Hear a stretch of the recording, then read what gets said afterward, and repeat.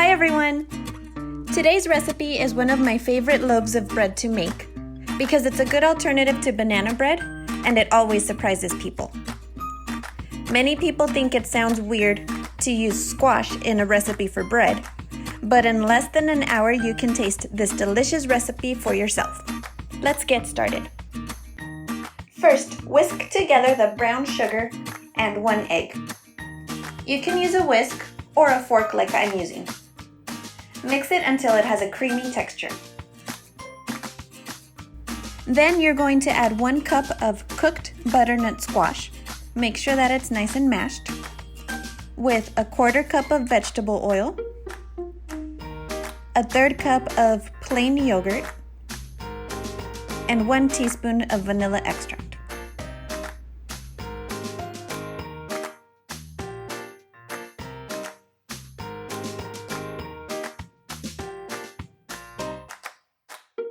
Now set the wet ingredients aside while we mix the dry ingredients.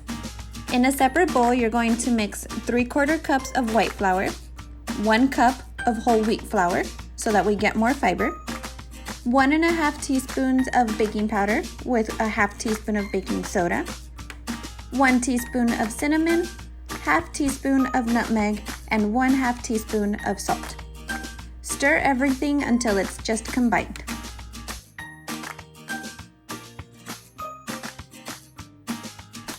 As with most baking recipes, we're now going to add the dry ingredients to the wet ingredients. Make sure to add the dry ingredients little by little and mix everything until it's just combined.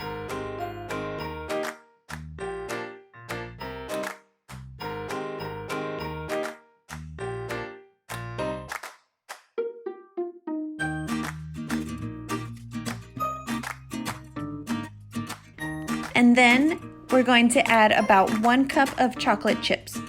This is going to be to your taste.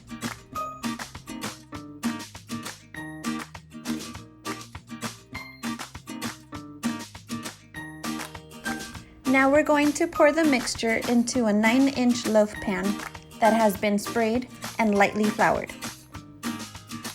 Make sure to shake the pan to get rid of any of the air bubbles. I like to top it off with a few more chocolate chips just to give it a nicer look. And now it's ready to bake at 350 degrees for 45 to about 50 minutes, or really until a toothpick comes out clean. And that's it!